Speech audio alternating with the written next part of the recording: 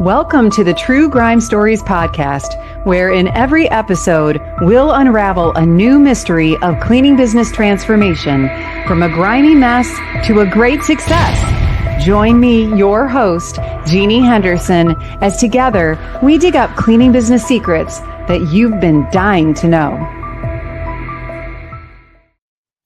Hello, my friends out there in the residential cleaning world. I'm so glad you're here for today's episode of True Grime Stories. I'm your host, and I want to welcome our guests today, Paul Freed and Laura Aquino. Did I say that right? Yes, you did. Oh, That's gosh, I got lucky today. perfect.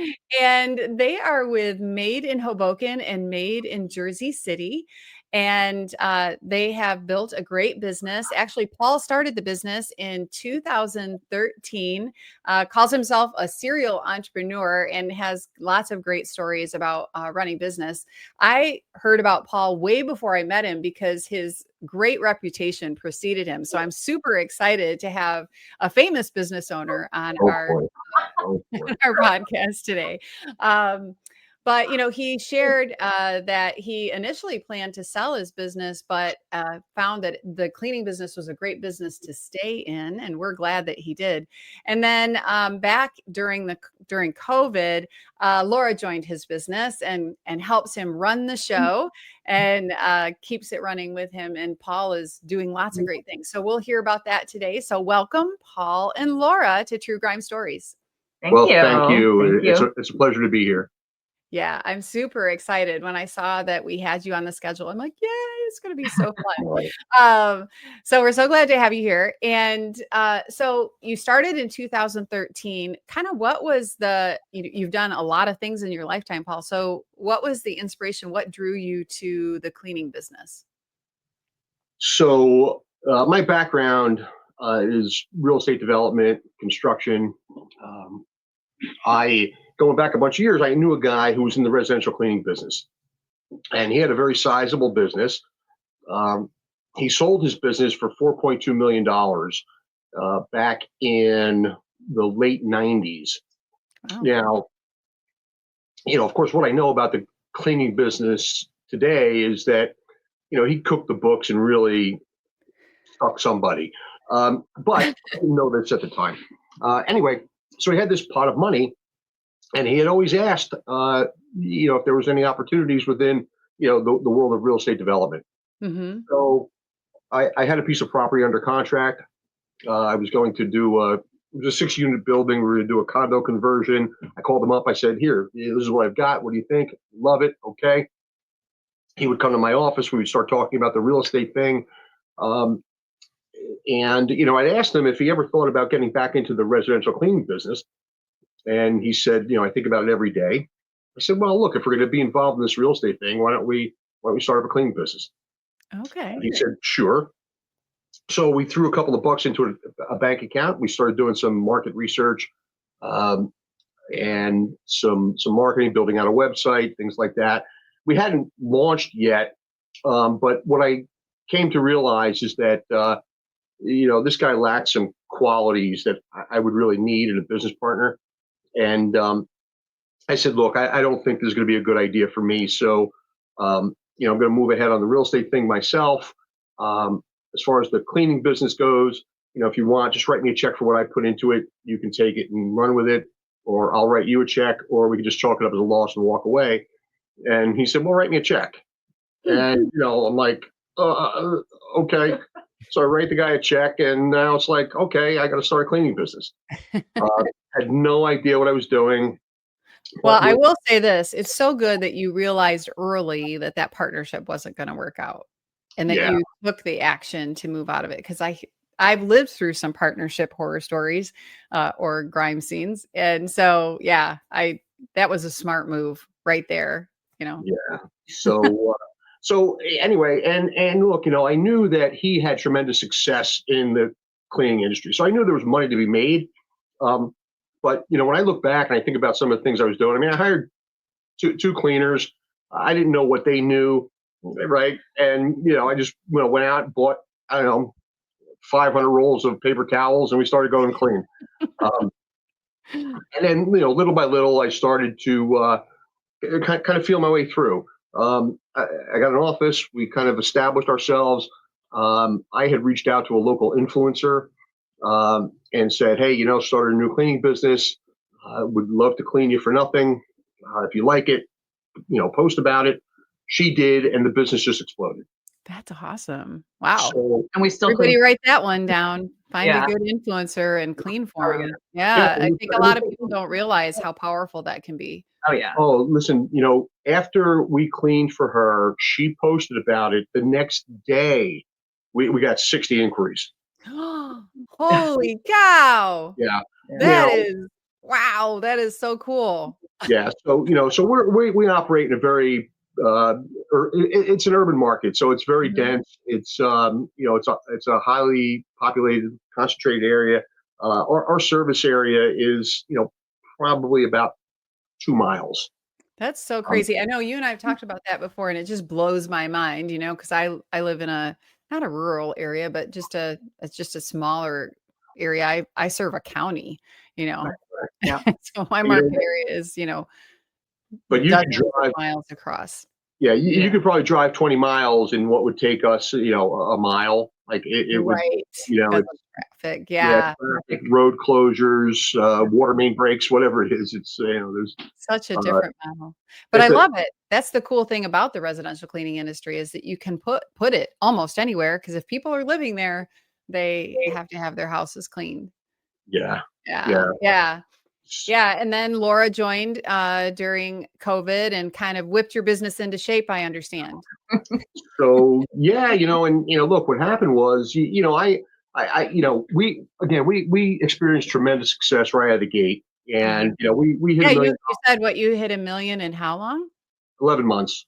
Oh my goodness. That Yeah. is that's that had to be a whirlwind year. Woo. And I will tell you this, it wasn't easy. I mean, Mhm. I look back. I mean, I probably worked harder that year than I had ever worked in my life.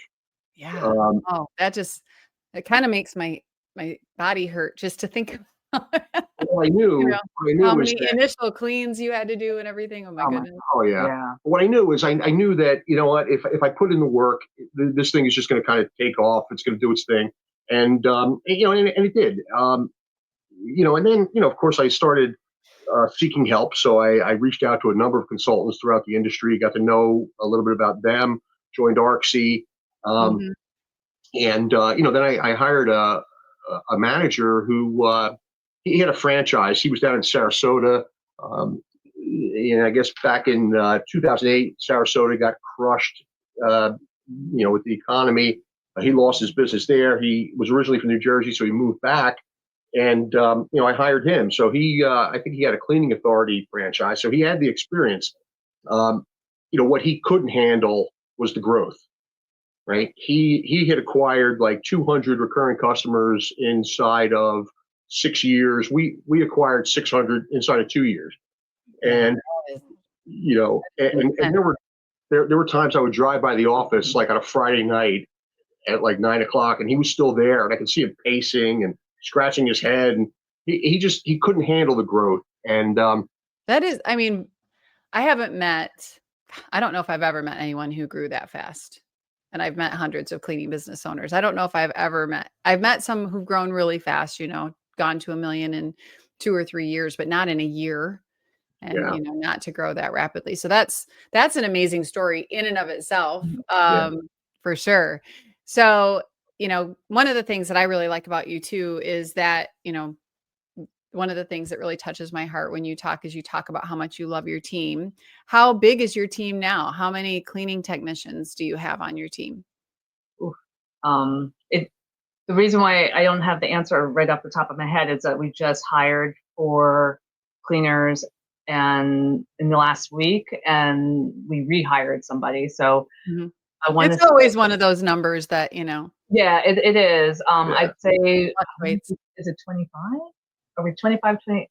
It might be because we also have somebody who does like nighttime Mhm. cleaning. So we have her, and so yeah, I'd say it's in the mid 20s for sure. Yeah, Okay, great. 25, 26. And then are Yeah. you technically running is Made in New Jersey or in Jersey City, is that a separate location or is it kind of a satellite? So it's all run out of one office. Okay. All right. Yeah. Yep. Great. But it's more like you're using that name. It probably really helps with your SEO and everything to have that great name. I love your name, your business name, by the way. Well, this is True Grime Stories, and we want to get into your grime. So we know how hard this business is. You've talked about that. So I want you to think back about, a time when you really were challenged or struggling or ran into a wall or a plateau. And we call that your grime scene. So when you think about that, what's a time when you really were in the grime and you had to figure your way out of it? Wow. There I'm were sure a there's couple, dozens of stories, but certainly a couple of times. yeah. Listen, certainly COVID, right? Mhm.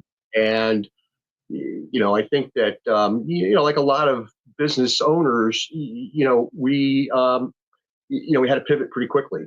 Our residential business evaporated overnight. Mhm. 95% of our customers were gone. And again, working in an urban market, right, riding elevators, things like that. Nobody wanted you in their apartment. So, we got into the disinfecting game Mhm. pretty early on, and what we ended up doing was um, we had relationships with a lot of politicians because they would always come by around election time, looking for donations. Mhm. And one of the things that come out of their mouths after you hand them the check and they leave is, if there's ever anything I can do for you, please call. So I called every one of them and said, yeah, there's something you can do for me now. I need government work. There you And go. That's smart. we secured government contracts, and we were disinfecting police departments, fire departments, police cars, municipal buildings, Jail cells. right, jail cells. Um, Wow. they would call us up on a Sunday afternoon, and Oh, yeah. they arrested somebody Saturday night who had COVID. Can you disinfect the car? And gladly. Yeah.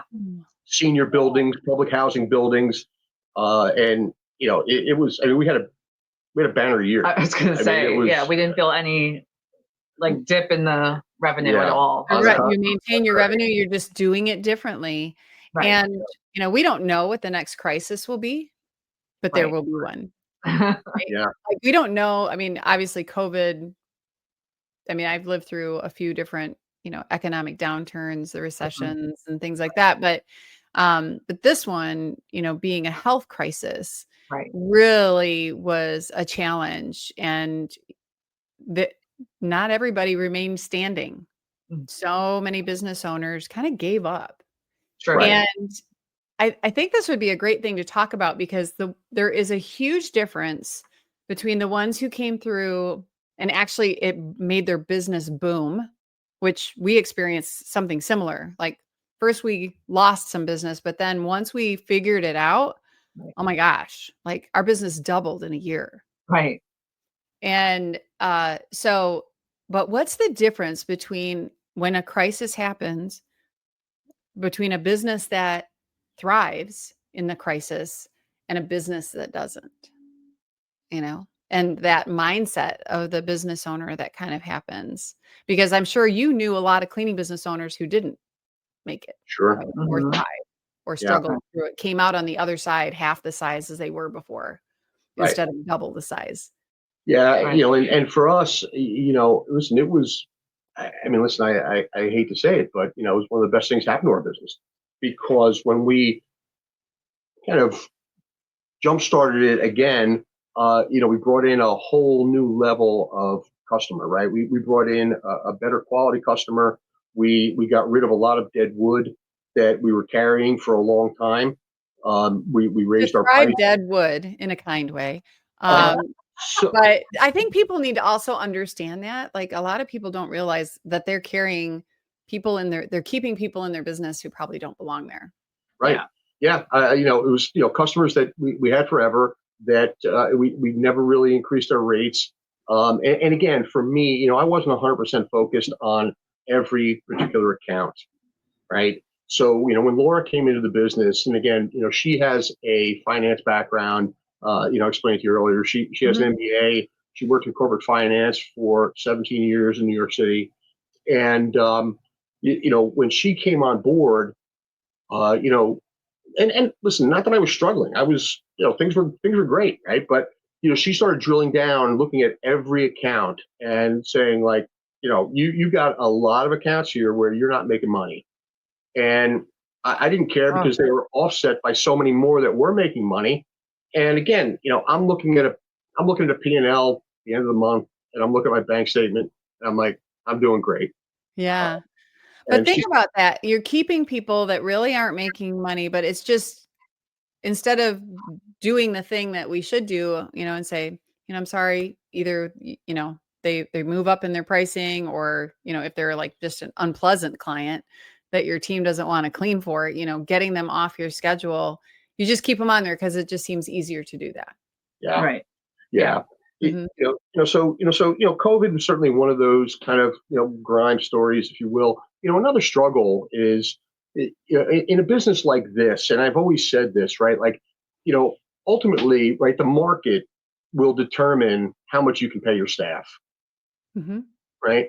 And I see it in like kind industries. I've got friends that own daycare centers, and they tell me that, look, we have to recycle every 8 years. We have to recycle our employees because we can't afford to pay them more, right? Without Oh, that's you know that without, doesn't without sound good. yeah, well, Yeah.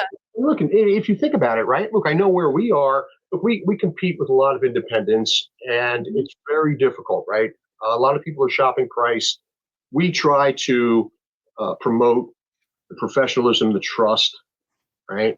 Mhm. That's first and foremost. And most people listen. I mean, all of our customers buy into it. That's what they're looking for. Um, but nobody's going to pay us $400 every 2 weeks to clean their two-bedroom apartment because we pay our staff $50 an hour, right? Like at True. some, Yeah. I mean, some it point, has to be within reason for right? sure. Hmm. So one of the things we've always struggled with is how do we keep employees forever, right? And we have, I mean, listen, we're fortunate. I mean, we have employees that have been with us since day one.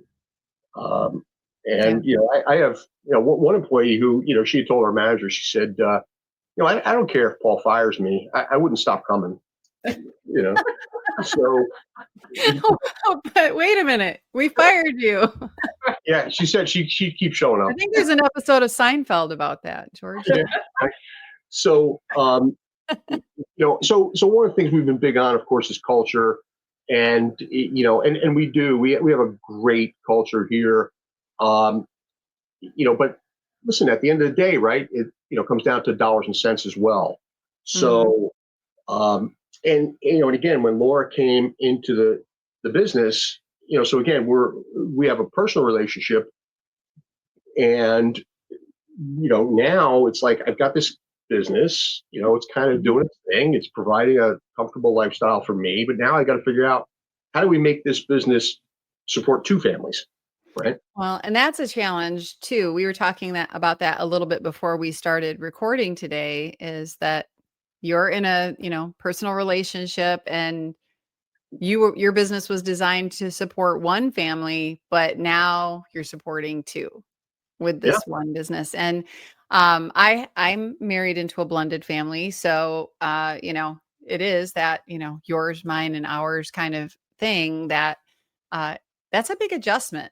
Yeah. And many families, many couples run into that, where okay, now I've got two households that we're managing, and one business to do that. So that's a really big thing. There's so many couples in the cleaning industry. It's always amazing to see how they do that, and it can be great, or it can be, a terrible challenge for some people Sure. to run a business with their significant other.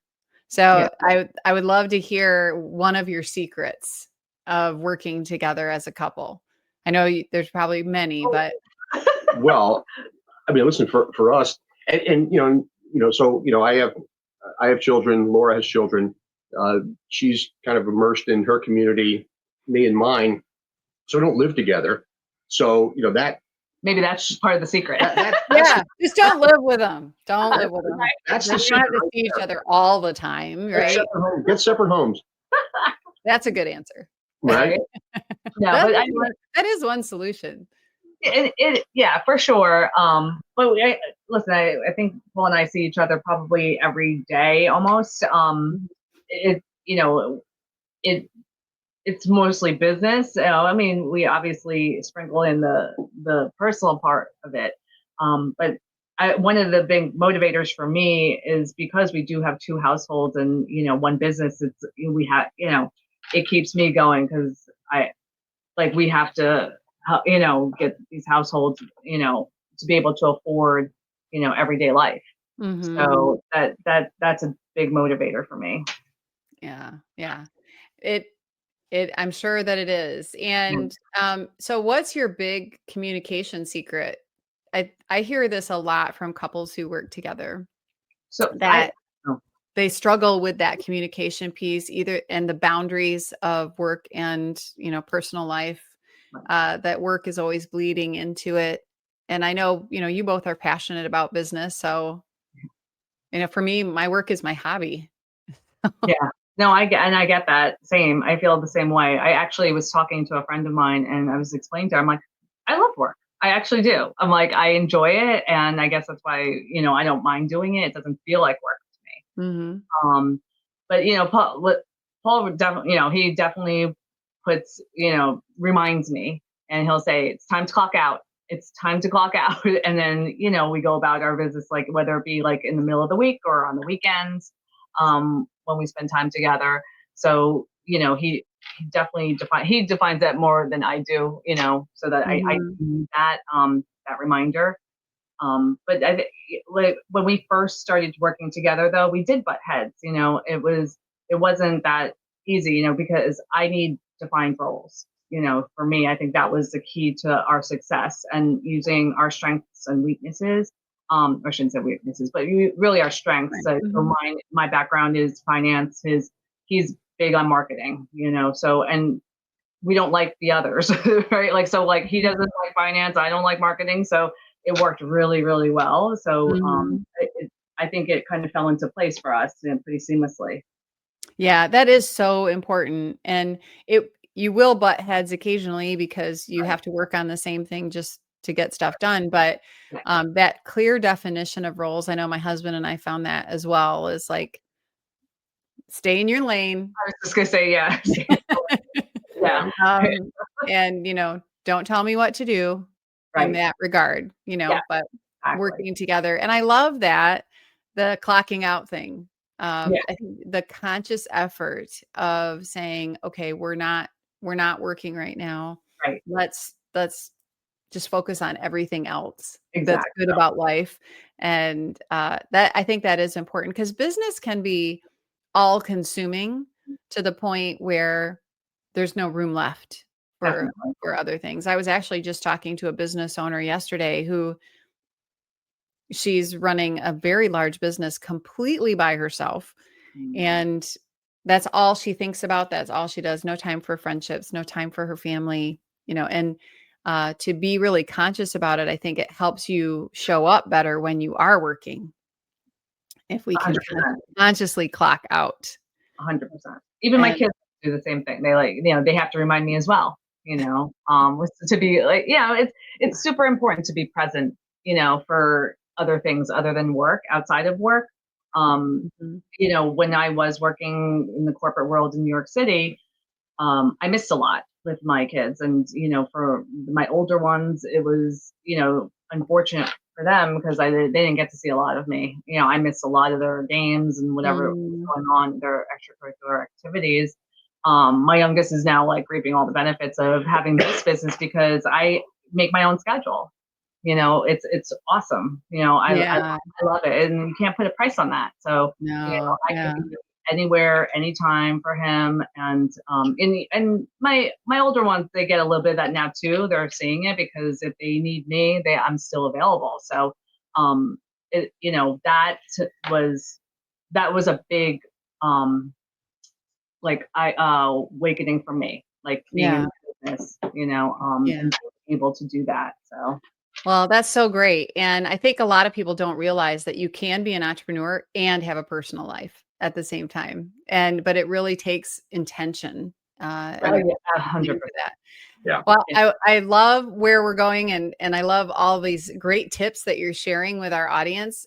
So I want to take a quick stop here and share a little bit with everyone about Cleaning Business Fundamentals, the sponsor of True Grime Stories. So let's hear this message and we'll be right back. Is your cleaning business a grime story? There's no need to stay stuck in the muck because you're not alone. With over 500 active members and more than 500 graduates of our Cleaning Business Fundamentals program, CBF is the #1 cleaning business academy in the world and has created more mop-free millionaires than any program in the industry. Learn more and let CBF take your residential cleaning business from a grime story to a gleaming success. Well, welcome back, everyone, to True Grime Stories. I'm here with Paul Freed and Laura Aquino, and we are talking about Maid in Hoboken and Maid in Jersey City. Very well-respected and large cleaning businesses, and kind of in an urban market, which is unique in some regards. A lot of people are in smaller markets or more spread out markets, so they have kind of a unique model there as well. So thank you, Paul and Laura. We were just talking about creating boundaries in your business and running a business as a couple.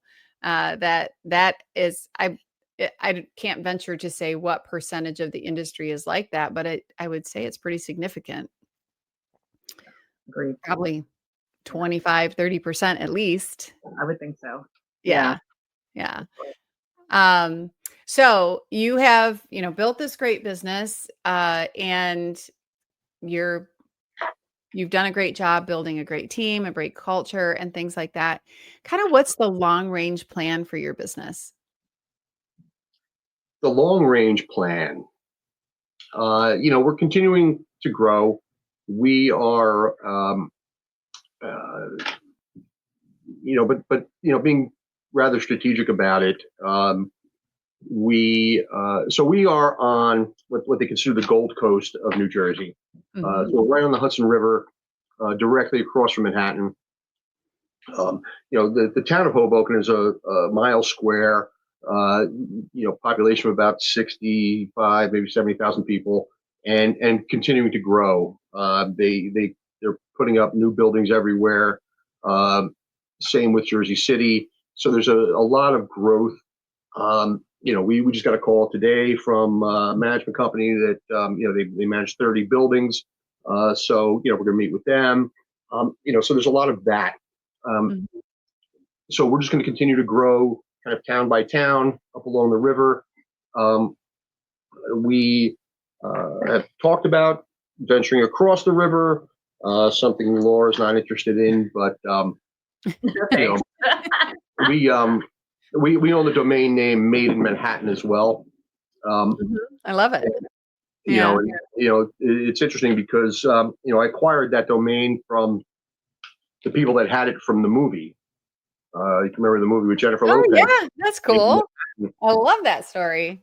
So, and this is interesting, right? So I wanted the domain. It was for sale. They wanted $50,000 for it. So I had offered them, I think I offered them $15,000 and they turned me down.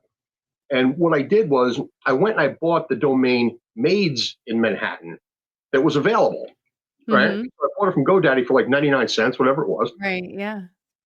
And then I went back to the people that had the domain Made in Manhattan, and I explained to them that, the only people that would want to buy your domain is somebody in the residential cleaning business. I said, I own the domain Maids in Manhattan. I said, if anybody tried to open up under Maid in Manhattan, I would shut them down immediately. I said, your domain is worth nothing now. And I ended up buying it for about $2,500. Oh my goodness. Yeah, it was a great story. That's a great story. Yeah, Wow. Yeah, yeah. because a lot of people struggle with, they kind of beat themselves up because they don't think they got the right domain name. And I mean, it is important, but today, I mean, the market has opened up so many different ways you can name your website that.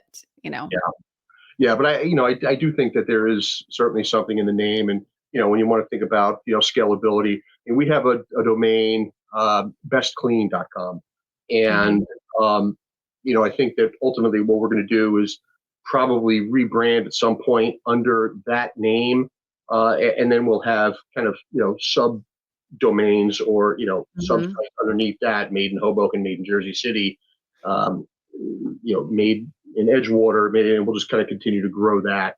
But I did buy, like we own Made in Philadelphia, Made in Malibu, Made in LA, we bought them up all over. So, long term, who knows? Mhm. Um, we're having a good time growing this thing. As you know, we became CBF members back in April, Mhm. and this was a huge change for us. And and I will say that this was the answer to a lot of problems that we had, and not even realizing how many problems this actually solved for us, right? What was like one of the big ahas, like, "Oh my gosh, this is what I needed to solve this problem?" I think it was the transitioning to solo cleaners. Yeah, I mean, Oh, okay. Yeah, we were working in teams of two, and transitioning to the solo cleaner and implementing the Empower Pay like was game changer Yeah. for for everybody. yeah, for I mean, everybody. really, Exactly. game changer for the staff, game changer Yeah. for the company. Yeah. Um, I had, I'll share this. I mean, Mhm. I sat at one of Debbie's conferences back in 2017, Mhm. and it was like, okay, like this is neat, but yeah, I don't know, I'm doing all right, right? Um, you know, and just didn't kind of get the message.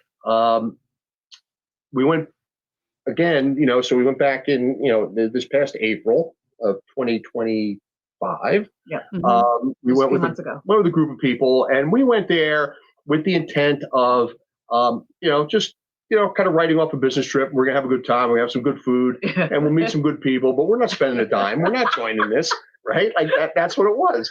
And Yeah. so, and I'll tell you, the most all of the group members that we went with all joined, right? Really?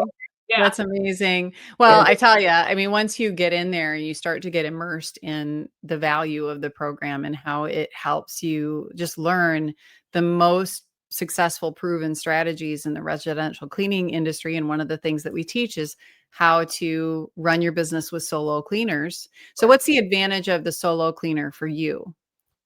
So, I mean, for me, I think it's countless. So, like, I know that when we got back, what was happening was that even though we lost cleaners, we never lost business. If anything, it was so therefore, like it's like our revenue stayed the same. So it was right now I think we have 14 solos, and we still have some teams.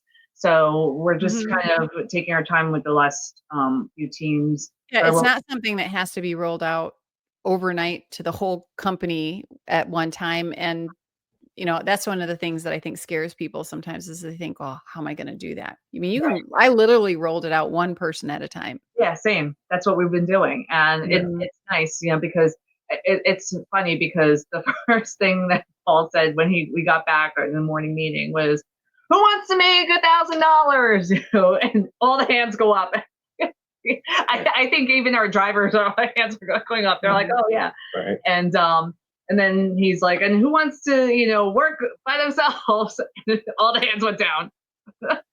Yeah, I love that. I Yeah, love that. But yeah, it's because it's the fear of the unknown, yeah, right? absolutely. And 100%. and I'll tell you, look, one of the things that I have always kind of proven to my staff is that I'm trying to fight for them every day. Yeah. Right. Look, one of the things that they know is that, and I've explained to them, look, we're trying to figure out how we can get you more money, right? Like always. Yeah. Grab a tip. Oh, I don't. Maybe it's Sandra's office. Yeah, hold on. So anyway, and we have different incentive programs for them, and we have different contests for them, and every time we approach another kind of 100 Google reviews, it's like we have a 200 for 200 giveaway, 300 for Mhm. 300 giveaway. Right now we're having an 800 for 800 giveaway. So whoever Awesome. gets the most Google reviews between now and 800 gets $800. Woo. So we're always kind of and they know that, right? So, so basically, what I had said to him was, look, you've got to trust. Excuse me, you've got to trust us here. This is going to be a good thing. Yeah. We lost one employee over the transition, and that was fine. But it's like now, it's so interesting because look, and I know sometimes when I speak like this, it almost sounds like I'm a paid spokesperson for Debbie Sardone, but trust me, I am not. No, Right? right. I don't discount for anything. I don't write nothing. Right. But I'll tell you what, everything that she had said in April is reality, right? You're going to find out who your A She is player. a truth teller, man. She is 100% a truth teller. You're eye-opening. You're going to find out who your A players are, right? Who your B players are, who your C players are. And I will tell you this, who we thought were our A players are hardly C players, right? Now, you can get lost. What's that definition? Because I think that's really helpful for people to you can know. get lost in a team, right? Yeah. Now you break that team apart, and you know who's producing and who's not producing, right? Becomes very clear. Someone often is carrying the yes, weight. yes, exactly. And look, we have two employees that have been with us. They've been with us over 10 years, and what we realize is they're not producing. Now, okay. But so now it takes a little investigating on our part, right? So we send our field manager, just go and observe, because my thought was they're probably just over cleaning, right? Which a lot of people do, right? And that was the case, because now she's hitting the times, boom, boom, boom, boom, boom, right? But what's amazing is a lot of our staff has gone now from making $650, $700 a week to making $1,100 a week. Oh my gosh! And isn't that cool? Yeah. And but you know what, Jeannie, when you see how that impacts somebody, right? And listen, I'm not saying that they're driving up in a brand new car or any of that, but you know what? Like, you can just see the way they're carrying themselves, and they have so much more self-worth. And they don't have the strain of the financial instability that they had before. People show up better when their lives are more stable. Yes. And when you switch to the solo cleaning model, it gives you that opportunity to to really optimize their schedule in a way that they have that opportunity. Yeah. When we first rolled it out, we had only like 2 or 3 solos, and one of them, when she came back to the office, we asked her, so what'd you think, how'd it go? And her first thing was like, no good. And we're like, what? And I was shocked, and I was like, what happened, what's going on? And she's just going on about, I remember what she was going on about. And then she continued, like a week later she made like $1,100, and we sat her down, we explained to her all this other stuff, and she started crying. Like, she was in tears of joy, She just couldn't, oh my God. She goes, oh my God, like, she couldn't believe that her check was that big. And this was a direct result of being a solo cleaner. Becoming a solo cleaner is a life-changing experience for people. And it's funny when I think back on it, because I was very resistant to that. Yeah. And I think back on it, I'm like, why was I resistant to that when thousands of people are solo cleaning all around me? All these individuals that are out cleaning, they have 10 clients and they're just cleaning on the side, and they're doing that all solo. So why would I think that we can't?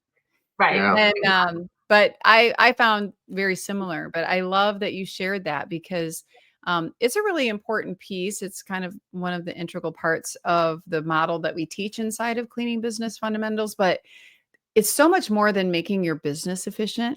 It's actually going to change the lives of the people on your team. Absolutely. And it can have a generational impact. Yeah. Yes. And you know what? And you mentioned change, right? And look, for the cleaning techs, I mean, it's change. It's significant change, right? But you know what? For a business owner that's been operating the same way for 13 years, right? I mean, it's significant change. It's tremendous change. It's difficult change. But I will tell you what, it is great change. look, for me, look, I'm kind of, I, I think I'm getting a little wiser with age, right? And and I understand my limitations, and I I try to exercise a little bit of humility in my life. I'm so glad this is being recorded, by the way.